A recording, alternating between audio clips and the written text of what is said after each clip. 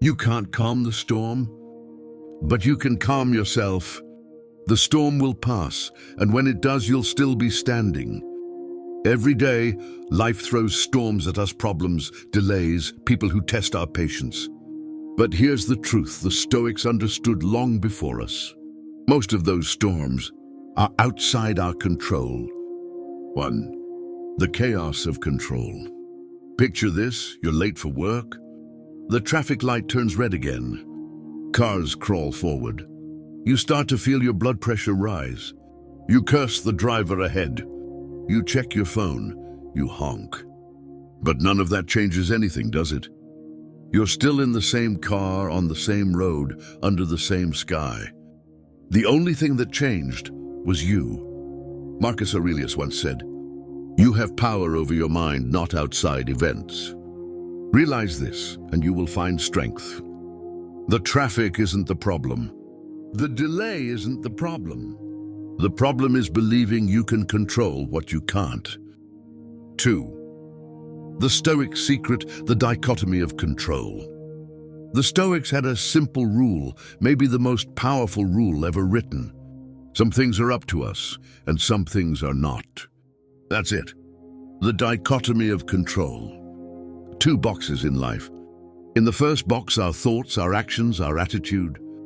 In the second, everything else. The weather, the economy, other people's opinions, the past, and even the future. Epictetus, a former slave who became a philosopher, taught this to his students every day. He said, "Happiness and freedom begin with a clear understanding of one principle. Some things are within our control and some things are not." But here's the question. Why do we spend most of our time worrying about the second box? 3. The illusion of control. We check the news and feel angry. We scroll through social media and feel jealous. We argue online with people we'll never meet. And yet, none of it moves our life an inch forward. We drown in what's outside our control and ignore what's inside. The Stoics would shake their heads at us because they knew the more you try to control the uncontrollable, the more powerless you become. True power isn't in controlling everything around you. It's in mastering yourself. 4. Daily life example. Work, health, and relationships. Let's talk about your work. Maybe your boss doesn't appreciate you. Maybe the promotion went to someone else. You can't control their decision, but you can control your effort. You can control your attitude. You can control how you show up every single day. Or take your health. You can't control getting older. You can't stop every illness. But you can choose to eat better, move more, sleep enough, and stay disciplined. Control what you can and let the rest be. Relationships. You can't control how people treat you. You can't force love or loyalty, but you can control your response. You can control your boundaries. You can choose peace over proving a point. That's what makes Stoicism powerful. It's not a theory. It's a way of living in the real world. 5. The cost of trying to control everything. When we try to control everything, we suffer. Because the world doesn't obey us. People disappoint us. Plans fall apart. Things change. We become frustrated, anxious, angry, all because we believe the lie. If I just try harder, I can make everything go my way. But the Stoics knew better. They learned to release that need for control. They practiced acceptance, not weakness, but wisdom. Acceptance doesn't mean you give up. It means you stop wasting your energy fighting what you can't change. You focus instead on what you can build, improve, and act on. 6. The practice of letting go. Try this tonight. Take a pen and draw 2 columns. On one side, write down what's in your control. On the other, what's not. Be honest. You'll be surprised how short the first list is and how peaceful it makes you feel. Your mood, in your control. Your words, in your control. Your effort, your kindness, your discipline, all in your control. But the weather, other people's opinions, the past, not in your control. And once you see that clearly, you'll stop fighting battles that drain your soul. You'll start living lighter. 7. The wisdom of Marcus Aurelius. Marcus Aurelius, the Roman emperor, had every reason to be stressed.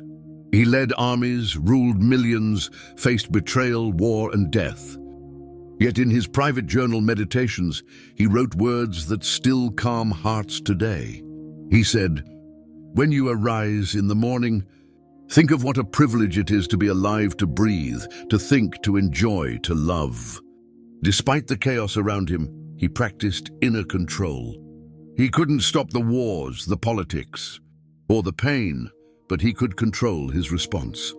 That's why he was called the Philosopher King. Because even in an empire he couldn't fully control. He ruled the one kingdom that mattered, his mind. 8. Modern application, the digital storm. Today, our storms come from screens, the endless noise, the opinions, the pressure to be perfect. You see someone succeed faster than you, you feel small. You post something, someone mocks you.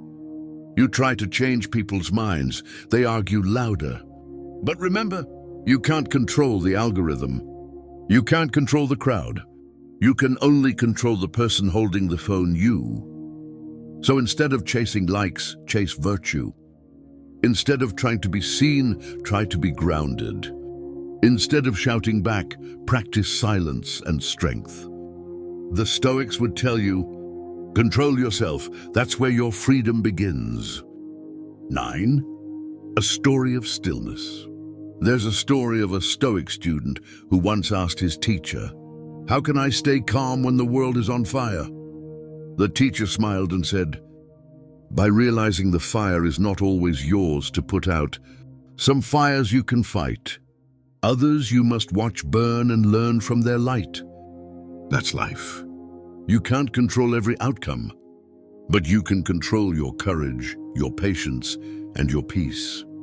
That's what real strength looks like, not control over others, but mastery over yourself. 10. The gift of letting go. When you stop trying to control everything, something amazing happens.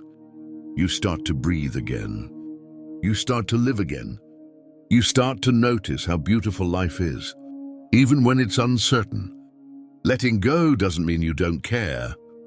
It means you've learned to trust the flow of life.